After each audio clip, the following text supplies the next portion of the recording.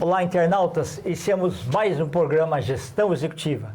Hoje estamos aqui na cidade de Torre de Pedra e vamos ter uma entrevista com um radialista brilhante e também vocês vão escutar o que é voz de locutor.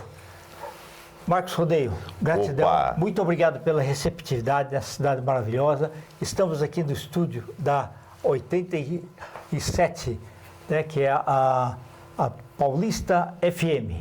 Né? É a Rádio Paulista do FM do interior. Opa, estou aqui hoje, é um prazer receber vocês aqui, toda a sua equipe aqui no nosso estúdio. E é um grande prazer falar com essas pessoas aí da TV e do seu programa, que é bem assistido. Perfeito. Você me remeteu a uma coisa. Você não tinha nascido ainda, mas em 1972 chegou a TV a cores do Brasil, que antes era preto e branco. E eu fui dar uma palestra, o pessoal falou assim, ok, o que vai vir depois? Eu falei, olha, é uma pena que meu rádio não seja a cores, mas hoje a gente está vendo rádio a cores. Rádio a cores. Rádio a cores. Hoje a modernidade chegou, né? As pessoas antigamente tinham uma curiosidade, né, Kendi? De conhecer muitos locutores. Até Sim. Na época, eu ainda vivi um momento nostálgico do rádio, que teve uma época que na porta da emissora, eu lembro bem, numa cidade do interior, a gente tinha mais de 200 pessoas nos esperando. A gente como locutor, era uma celebridade, né? Porque as pessoas não conseguiam ver a imagem, não conseguia saber quem era o locutor, e tinha aquela curiosidade.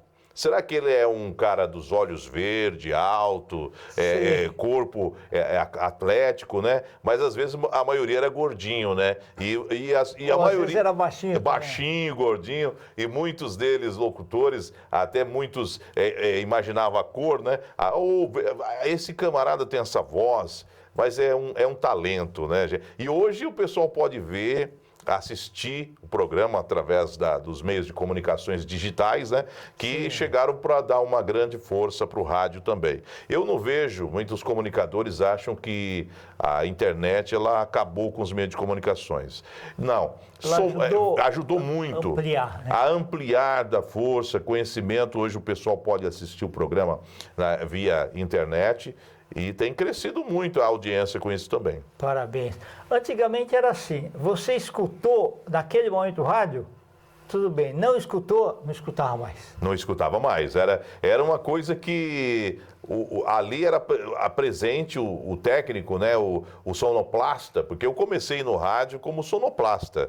Eu trabalhei em rádios como o Diário do Grande ABC de São Paulo e chegava... Eu tive até um apelido na época dentro do rádio, que era piolho de rádio, porque eu não saía de dentro da rádio. Eu chegava às 6 horas da tarde, mas eu entrava no ar às 6 horas como sonoplasta, mas eu chegava às 3 horas. Então, 3 horas da tarde já estava lá vendo tudo, e no outro dia era a mesma coisa, para sair de lá só quando o diretor falava, ó, você tem que ir embora porque 6 horas você tem que retornar. Porque eu gostava muito de rádio, era a minha casa, né? Era praticamente o meu lar, o rádio. E até hoje, né? Se for brincar, eu fico até meia-noite. E porque é uma viagem, né? O rádio é nostálgico. Verdade. Fala pra gente como que foi o começo da sua carreira e um pouco mais da trajetória. Eu comecei a gostar do rádio, foi numa cidadezinha chamada Águas da Prata. Eu morei lá em Águas da Prata com meus pais, que se mudou para essa cidade, e o único meio que a gente tinha de entretenimento era o rádio. Ele tinha um motorrádio e eu comecei a gostar de uma voz que tinha numa rádio, que era de Ribeirão Preto, a 79, que eu só dormia após essa rádio encerrar sua transmissão. Meia-noite, a rádio ela terminava com uma mensagem que era uma voz impressionante. E parece que aquela voz... hoje eu fico impressionado como se fosse eu falando hoje. Entendi. O locutor, ele transmitia aquela energia, era uma mensagem que dizia homens que agem como máquinas e máquinas que agem como homens. E eu guardei aquilo desde criança, desde os 9 anos, e quando eu saí de Águas da Prata, eu já estava falando sozinho. Eu pegava um motorrádio, colocava na orelha ali, escutava o que o locutor falava e ficava repetindo como papagaio. O locutor falava bom dia, eu também bom dia, mas comecei ali. Fomos para São Paulo, mudamos para São Paulo e eu estou passando em frente uma rua chamada Silva Bueno. Ok. Finalzinho da rua Silva Bueno ali, Tá. tinha um terminal de ônibus, hoje é o terminal Sacomã.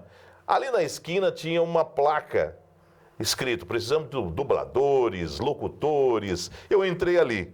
Tá legal. Olha a Entrei minha ali. cara.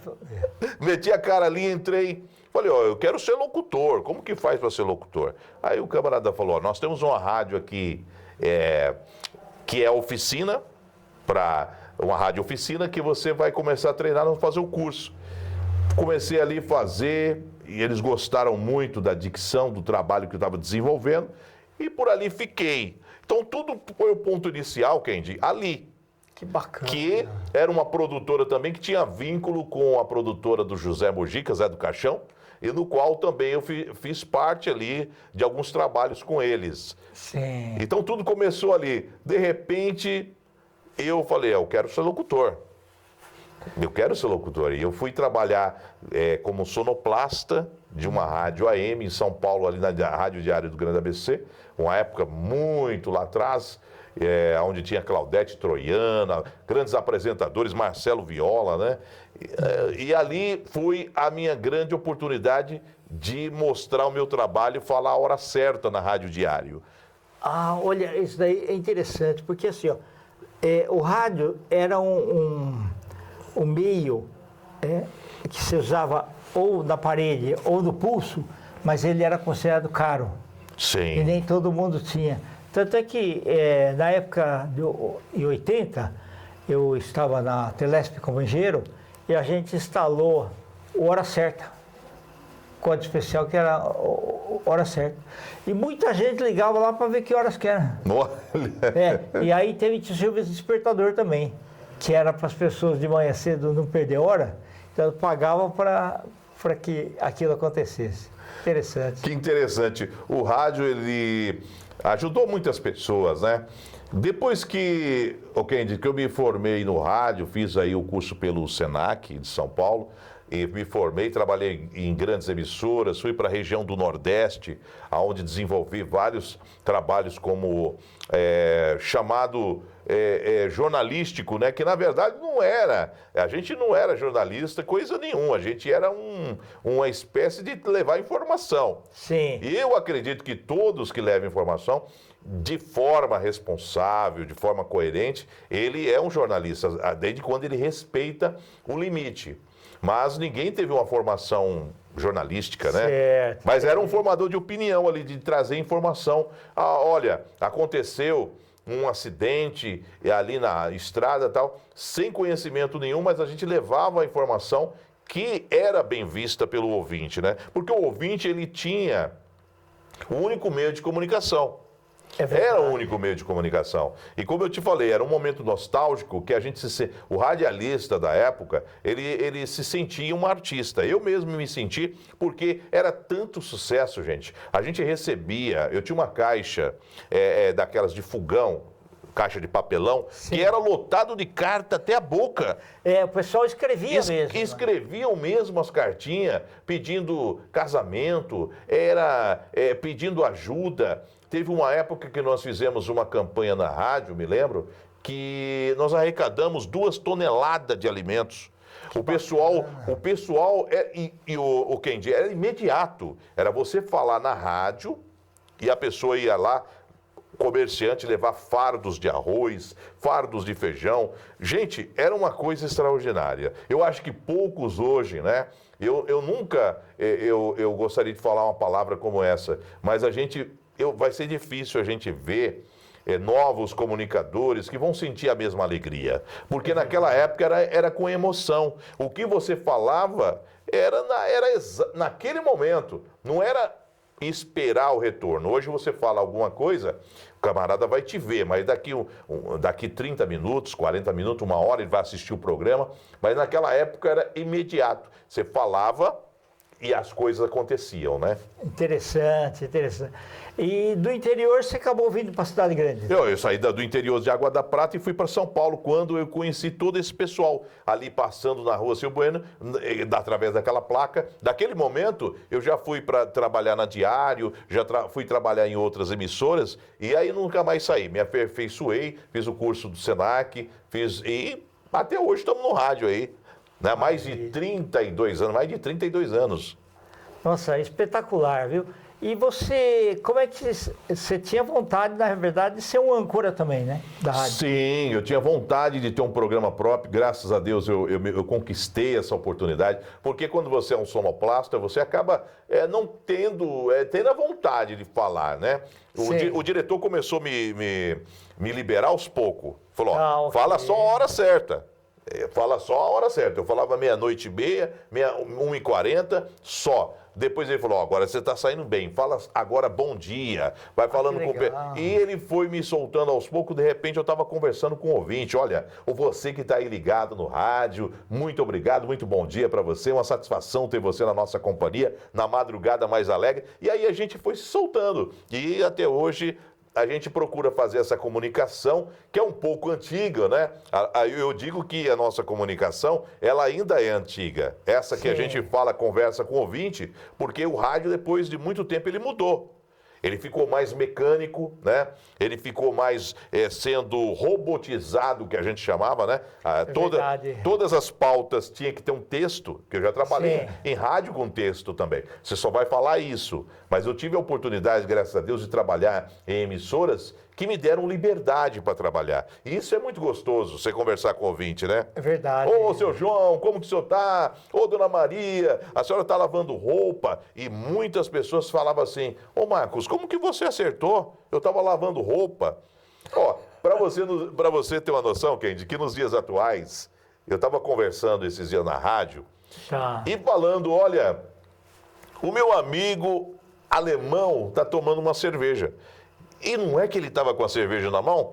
Que bacana. E aí ele falou, mas como que você me adivinhou? Mas é o rádio, a magia do rádio. Às vezes você fala uma coisa que você está ali com o ouvinte e parece que está vendo. Sim, né? É verdade.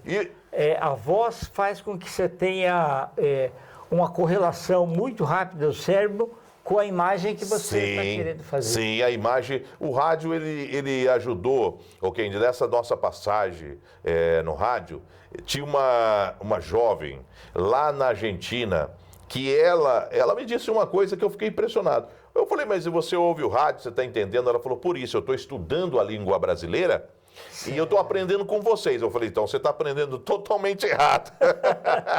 Porque ela estava ouvindo o rádio e acompanhando e querendo aprender. Como aqui no Brasil, muitas pessoas aprenderam inglês, né? Através do rádio, ouvindo as ondas curtas, ondas médias, de fora do país, que eu vi muitas histórias contadas por ouvintes. Ela também estava ouvindo, acompanhando, querendo aprender a linguagem brasileira. É muito interessante, é verdade. Tem alguma coisa que aconteceu assim na sua vida de locutor, sui generis, ou alguma coisa assim um pouquinho engraçada, alguma coisa que não estava no script? Olha, aconteceram várias coisas engraçadas. Teve uma que, pelo linguajar usado, talvez gerou uma polêmica, o Kendi. A maneira de transmitir a maneira de expressar. Porque teve uma época que, no interior que eu estava, chegou um ouvinte e falou para mim assim, ô Marcos, a quadrilha junina não ganhou. Quem ganhou foi a quadrilha do prefeito. E com aquela expressão, eu falei, mas como assim? Não, não foi lógico, não foi real. Por que a quadrilha do prefeito ganhou e a nossa quadrilha não ganhou? Eu falei, porque é a quadrilha do prefeito, né? Sim, tá certo. Aí interpretou mal, até o prefeito foi lá e falou assim, não pode falar isso que é quadrilha, mas é quadrilha junina. Tinha que colocar, não quadrilha, porque vai ficar caracterizado que nós somos bandidos, não tem nada a ver com... Foi uma coisa que chamou a atenção, que eu fiquei pensando até hoje. Falei, olha, a forma de você expressar, às vezes é tão importante, porque se você falar rodovia tem muitas. Sim. Você tem que falar, terminar, rodovia tal. É isso que ajuda muito, né, Kendi? É verdade, pelo menos dá a referência. Da referência e o fato, né? Sim. E em Torre de Pedra você está desde 2019, é isso? 2019, finalzinho de 2019, nós chegamos em Torre de Pedra, né? E como não havia um meio de comunicação que pudesse ajudar a população, fizesse um trabalho como hoje a gente faz, informando, que eu acho que a informação é muito importante. Se você tem uma informação, não guarde só para você. Distribua. Primeiro, hoje eu peço para dar uma checada aí para ver se não é um fake news aí que alguém inventou. A gente já caiu muito. Já caiu muito, já caiu muito. Teve Às vezes a pessoa retransmitiu uma mensagem e você pensava, se veio dessa pessoa deve ser sério. Sim. E na verdade não era. Às vezes o que acontece hoje, Kendi, muitas vezes o cara confunde a reportagem com fofoca. Então fofoca, eu me disse, é aquilo. É fofoca, não é realidade. Mas a gente aqui trabalha com fatos, porque o mais importante é informar bem a população com uma fonte que seja de responsabilidade. Maravilha. E como que saiu? O rodeio foi por causa de você ter feito locuções? O rodeio foi exatamente porque eu fui um cara, Kendi, que nunca gostei de ficar parado.